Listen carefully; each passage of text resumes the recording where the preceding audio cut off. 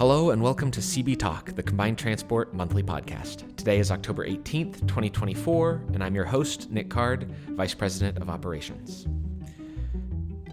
Our guest today is Chris Clark. She's back on the podcast to talk to us about her new puppy, her new plants, and the new Fleet Manager program. We're going to dive into that. But first, the news. Our October Driver of the Month for Glass Flatbed is Wani Alvera. Our Driver of the Month for Blackwell is Justin Quimby. And our Driver of the Month for Heavy Haul is Jeffrey Williams. Congratulations, you guys. Thank you so much for what you do. And our Corporate Employee of the Month is Jeanette Cristofaro. Thank you, Jeanette, for your multiple decades of service to the company. I don't know where we'd be without you. Congratulations, everyone, and thank you for being part of Team Combined. In the news, Florida has been pounded by hurricanes. Damage caused by these hurricanes is necessitating some emergency relief efforts. We are actually going to be part of some of these relief efforts. There are a number of exceptions that are in place because of hurricanes. If those are applicable to you or your load, your dispatcher will be talking to you about those. That may change and impact how your hours of service run and your logs if you're dealing with hurricane support. North Carolina has had major road damage on major highways. And so if you're delivering anywhere in the southeast, there's likely to be unexpected delays because of all of the hurricane relief effort that's going in. School is back in session, and it is getting darker earlier. So our safety topic of the month is related to school zones. Make sure you're mindful. Halloween is coming up at the end of this month. There will be a lot of kids out on the street. If you're on the road at night on Halloween, please keep your head on a swivel. Make sure that we're staying safe out there. And with that, it's time for the interview. Here with me in the studio today is Chris Clark, our Fleet Operations Manager. This is Chris's second time on the podcast. Chris has been around the company for a while. She's done a lot of different roles, including glass dispatch and managed our glass department. And now she's really been taking the lead on our Fleet Manager program and some of the transition that's been happening with that. And I know we've had a lot of questions, and so we kind of have a special interview today. This is a little less about Chris and what's going on in her world generally, and specifically about what is happening with the fleet managers and what does that mean for everyone. Now, I do know some fun fact about Chris that she's not just the plant lady anymore. She has a new puppy. Chris, tell us a little bit about your new puppy. I have Zeke. He is a 5-month-old, 80-pound golden lab. Oh, what a sweetie. Oh, yeah. He's quite a handful. It's like having a toddler all over again. Mm-hmm. You're like, wait, I thought I got rid of all these kids. And right. Now I've got another one. Yeah. Yeah, but it's added a little bit of youth to my life. So, turning 50, you got to do something. It's maybe my midlife crisis. Oh, okay. There you go. So let's sort of talk at a high level, make sure we bring everybody up on the same page. What is a fleet manager? Why are we doing this? And what does it mean? So let's start with that. Well, 6 months ago, about March, we decided that we wanted to identify fleet managers for our drivers, all divisions. We really wanted to have a group of drivers have one person allocated to them. They're the ones to advocate for the driver. They're there as a resource for the driver. All aspects of that driver's time with that fleet will be handled by that one individual. So it's like a single point of contact. So sort of a mini driver services, except with a small group of drivers, you might say. Yes, that is actually the direction that we're going. Is they are going to be the main hub for all things related to that driver, whether it be over the road issues with maintenance and services, if it is a comm data advance, lumpers, washouts, time off, they'll be all things encompassed for that driver. And so just to be clear, like you'd mentioned maintenance. So we're still going to have a maintenance department, right? That they're going to take care of that stuff, but it's just we're funneling this through the fleet manager so that way the driver and the fleet manager are fully aware of what are happening for each other, so they have that really strong partnership. Yes, that's exactly right. The OTR maintenance is going to be there for the over the road breakdowns. We're looking at the driver's preventative maintenance services. We want the fleet managers to coordinate with OTR maintenance and the driver to ensure that the loads get delivered and that we still maintain our equipment. The fleet managers are going to have the best visibility to ensuring the time frame, the driver doesn't get out of service for too long, and communicating with OTR maintenance and our local shop here to get those things done. So I know the way we used to do this was we had these different regions. So does that mean for drivers now, instead of being bounced from dispatcher to dispatcher in a region, they're going to have that one point of contact for all their dispatch issues? Yeah, actually, it should be a lot better for the drivers. Before, like you said, if a driver was in Texas, they would call Greg Havner. If a driver was in the Northeast, they had a specific person to call. Now, the account managers for those regions are going to be intentionally booking freight for the drivers that are going to be in their area. Then they hand those loads off to the fleet managers, and the fleet managers will then discuss all details for that load to ensure that the pickup and delivery coincides with the driver's hours of service. And then that driver knows that if he or she needs anything, their fleet manager is the one to call. So, one of the things that I've heard in the past is concerns about communication between drivers and dispatchers.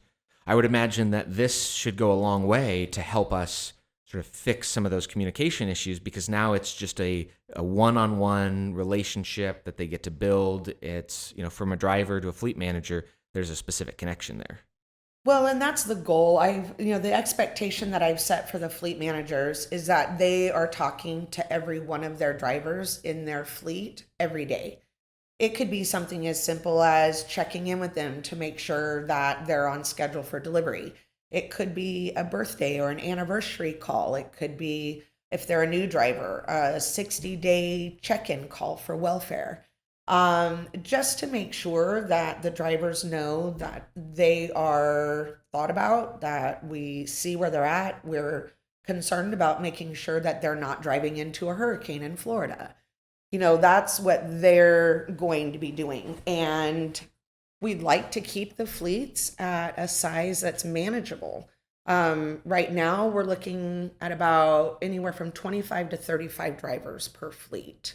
And I've done it with covering desks, and 25 drivers is actually really manageable for them to be efficient.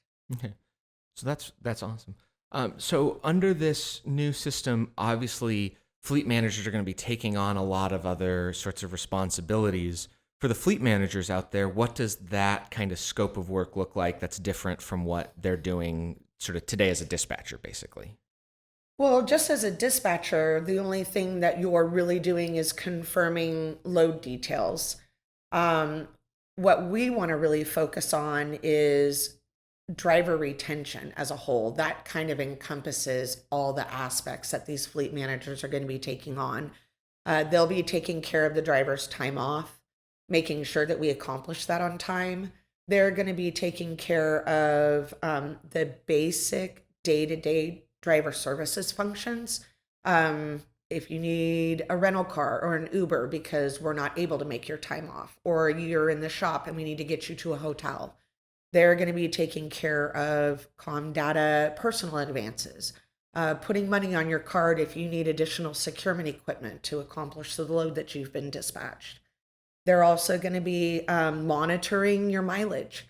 It's really important for us to have a healthy balance of the time off as well as your monthly miles. Our goal at a minimum is to keep these drivers at 10,000 miles a month. And the fleet managers monitoring these drivers on a daily basis can then communicate to the account managers saying, hey, we're almost to 10,000 miles. Do you have anything to just push them over that limit so we can start working towards the momentum pay? That fleet manager and account manager relationship is really going to really improve the drivers' miles and allow us the opportunity to maximize those as well. So for the different fleets, because we've got heavy haul, we've got flatbed, we've got Blackwell. I mean, are we talking about three separate kind of fleet manager programs, or are we trying to have sort of a standardized fleet manager? Now, obviously, there's going to have to be specifics for each Right. fleet, but I mean, are we trying to standardize that? Yeah, because ultimately, like you said, heavy haul, they have different pieces towards their loads. We have to measure the equipment from the ground to the top. And then we have to measure it again when it gets on the trailer. Um, that information is going to be different than reefer temps and the reefer fuel and pre and post trips on preloaded trailers where you've got a seal they have to break, and then you have to wait around to get them to reprint the paperwork and reseal it. To where glass and commodities, they're going to have their own niches. But ultimately, across the board, the operations piece should be standardized. It should be the same process, the same expectations, just geared towards each individual division as they differ from one another. One of the things that you had mentioned earlier was that a lot of the fleet managers are going to be taking on some of this driver services functions. So, what does that mean for driver services and how drivers have interacted with that in the past? Well, driver services is still going to be working in compliance and OTR maintenance. They're just going to be working on more of an escalated level with motive troubleshooting, compliance, log audits. They're going to be there still helping out because this, like I said, is a transition period. We'll be going from division to division, training everybody on these functions. And I'm really still going to rely on driver services to kind of help us answer some questions. But when everything's said and done, they're just going to be transitioned into other departments to help even more there. So, at some point, we're going to have an end goal where the fleet manager is the primary point of contact. Do we have a timeline for what that looks like? My hope is by the end of the year, everybody will be fully trained and we'll start out 2025 strong with fleet managers that are trained in all aspects, the drivers that are going to be really familiar with the expectation in the program. So I'm hoping by the end of fourth quarter, we'll be in full swing for the start of the next year. Right. And so at that point, drivers would call their fleet manager first for those issues and have escalated issues for compliance or however else that might Yep. be. Yeah. I mean, that's basically how it'll work. The fleet manager should be the only real person that they need to talk to on a daily basis. And at that point, the fleet manager will determine if it's an escalated over the road maintenance issue. Make sure that there's somebody there to transfer the call to so that that driver isn't just being blindly sent to voicemail and we can get resolution, hopefully with one call resolution. Good. And so then our drivers are able to talk to that fleet manager. Their fleet manager knows what's going on, keeps them in the loop. That helps keep the drivers as productive as possible, get as many miles, make sure their home time's taken care of. Sounds like a winning system. It's like a one-stop shop. Focused on the drivers, that driver load interaction piece to make sure that Yes. that load is as successful as possible. Therefore, the miles and all the stuff that follows. Yeah, I really think that the drivers, obviously the driver retention is the main focus. But in addition to that, the process that the fleet managers are going to be doing on a daily, I think will also help us minimize cargo claims. And that's, those are the two big goals. We want to keep the drivers, we want to minimize claims. What are some of the challenges that you foresee, just so that way, anytime there's transition, there's always some hardship, right? And what are those challenges that you think that, drivers or fleet managers, we should just be a little extra mindful of to make sure we don't fall into sort of that transition trap, if you will? I think this is probably the second largest transition that we've done as a company. We went to 24/7 driver services, and now we're transitioning again a few years later and having the drivers have to be retrained in a way. They have to be open to um, doing something different because the drivers with 24/7 driver services, they're super quick to be like, oh, it's 10 o'clock at night. I need $20 added to my Comdata card. They're going to have to start retraining their focal point as well and trying to incorporate all those things that they need to do during normal business hours. I mean, we will still have like emergency after hours things that they're going to run into, and we'll have resources available for them. But it's just going to just be retraining the driver's processes. As for the fleet managers, um, some of us have been doing this the same way for so many years. It's going to be retraining us as well. Getting into the mindset that they're going to be getting asked questions that are new to them. They're going to be very busy answering a lot of calls and trying to navigate where those calls need to go to ensure the driver gets the assistance they need. So, like I said, it's a learning curve for everybody, but I've had real positive reception from the first division being Blackwell that I'm starting with. They're open to new ideas, and they've just been really open minded about all of it. So it's got a positive reaction so far. Well, good. It sounds like, obviously change and transition can be hard, but we're already seeing good progress here, and hopefully everybody can be patient as we move through this, because I think it's going to be strong. Well, and like I said, if the drivers have questions, we'll do our best to answer them, make sure that we keep them in the know on everything as we go.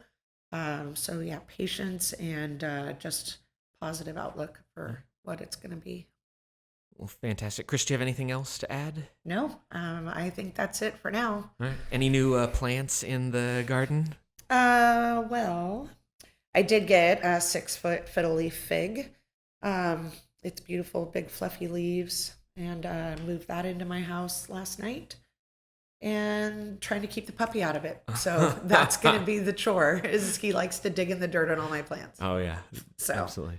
Well, Chris, thank you so much for joining us today. Thanks for diving deep into this fleet manager issue. I know there's going to be more to come on this, and thank you for sitting down. Thanks for having me again. Thank you, Chris, for the interview. Good luck keeping your puppy out of those plants. Our next episode will be out on November 22nd. Our guest will be Tim Covey, over-the-road maintenance supervisor. Please send us your questions via Facebook or email them to us at cbtalk@combinedtransport.com. We appreciate your participation. It's your engagement that makes this podcast work. Thank you for your time. Thank you for listening. And thank you for being part of the Combined Transport team.